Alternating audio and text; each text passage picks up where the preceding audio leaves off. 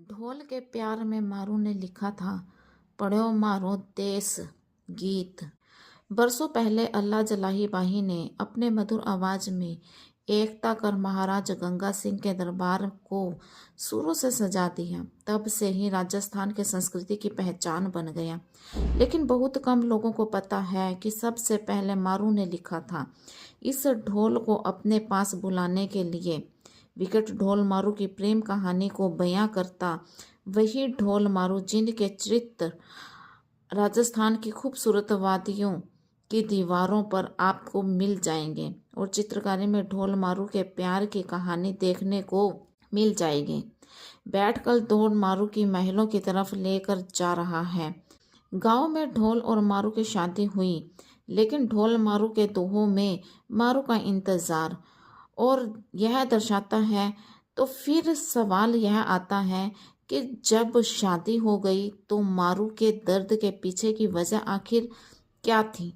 यह जानने के लिए आपको सुननी होगी ढोल मारू की दिलचस्प प्रेम कहानी।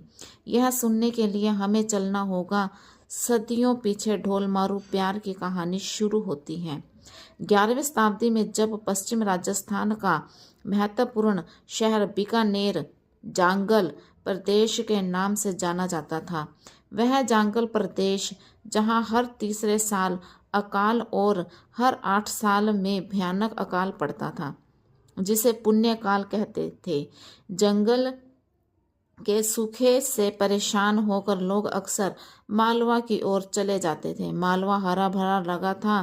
कुछ महीनों तक लोग मालवा में ही गुजर बसर कर रहे थे। बारिश होती, फिर जंगल में अपने ठिकानों पर लौटते थे।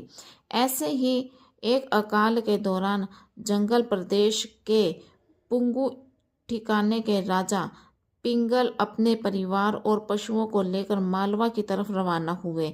अपने परम मित्र राजा नल के पास पहुंचे। राजा नल मालवा के नरवरगढ़ ठिकाने पर राज करते थे। उन्होंने अपने दोस्तों से खूब मान मनुहार के दोनों ने काफी लंबा समय कब गुजर गया पता ही नहीं चला। दोनों राजा एक दिन बातचीत में व्यस्त थे। तब राजा पिंगल के पास एक संदेश आता है, जिसमें लिखा था कि बरसात हो गई है और अब आपके राज्य के लोग आपका इंतजार कर रहे हैं।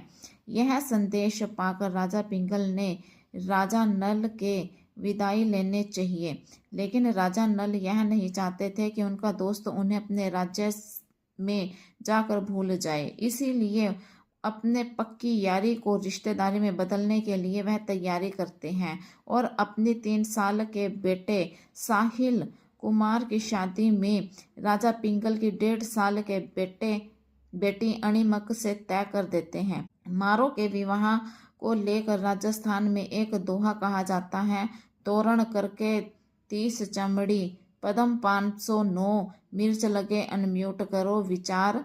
इस दोहे में बताया है कि ढोला मारू की शादी उस वक्त और अनाज का कोई ठिकाना नहीं था। कहते हैं कि दोनों की शादी कब हो गई कुछ पता भी नहीं चला। पिंगल ने अपने बच्चों की शादी काफी धूमधाम से की, लेकिन यह बाल विवाह था। मारू को बचपन में ही बता दिया गया था कि जब वह बड़ी हो जाएगी तो उसका पति उसे लेने के लिए आएगा। मारू ढोला का इंतजार कर रही थी, लेकिन समय ने करवट ली और ढोला के पिता राजा नल भगवान को प्यारे हो गए। तब ढोला जवान हुआ और शादी के बारे में सब कुछ भूल गया। प्रतापी राजा बन गया। उसने मालवा के दूसरे ठिकाने की राजकुमारी मालूम नहीं। शादी करने के बाद ढोला राजकाज में व्यस्त हो गया और राजा और रानी दोनों खुशी खुशी रहने लगे। बेखबर मारू ढोला का इंतजार कर रही थी, पुराने समय में रह रही थी। शादी होने के बाद शादी को निभाया जाता है, चाहे जो मर्जी हो जाए। इसीलिए बेटी ने जवान होते ही राजा पिंगल ने ढोला को संदेश भेजा कि वह मारो को ले जाए। लेकिन जब दूत संदेश लेकर नवरगढ़ पहुंचा तो ढोला राज्य में नहीं था। यह संदेश रानी मालवा ने लिया। संदेश पढ़ते ही उसे ढोला के महल शादी के बारे में सब कुछ पता चल गया। मालवा के संदेश को पढ़ते ही ढोला को पहली शादी के बारे में पता चला। उसने दूत को भेजा और वह पता लगाकर उसके घर पहुंचा। मारू की खूबसूरती को देखकर वह दंग रह गया। जब वह वापस नवलगढ़ आया तो रानी ने उससे पूछा कि मोड़ कैसे दिखते हैं, तो उसके दोस्त दंग रह गया और उसने बताया कि सरस्वती सीता जैसे। कोई भी अगर ढोला को मोड़ा के बारे में बताने की कोशिश करता तो उसकी दूसरी पत्नी मोलिका बीच में आ जाती।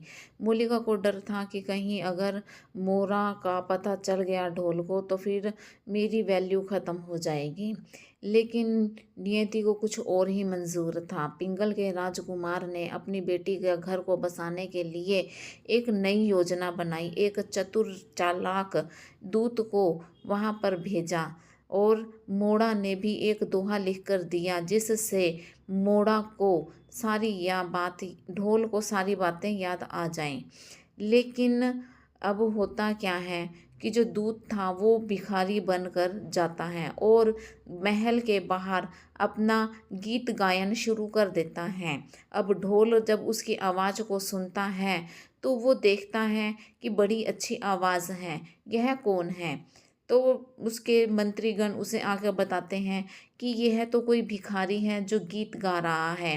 राजा ने कहा ढोल ने कि इसे अंदर बुलाया जाए। ढोल के कहने से उसको अंदर बुलाया जाता है। फिर वो ऐसे गाता है कि और उसका पद भी गाता है जो उसने मोड़ा ने लिख के दिया होता है। जब मोड़ा का दोहा वह गाता है तो ढोल को सब चीज़ें याद आ जाती हैं और जैसे ही ढोल को सब चीज़ें याद आती हैं, अपना विवाह याद आता है, तो वह मोड़ा को लेने के लिए अपने रथ पर बैठकर उसे रवाना होता है और मोड़ा को पालकी में बिठाकर बड़े अच्छे तरीके से खूब धूमधाम से जश्न मनाए जाते हैं, सब कुछ होता है।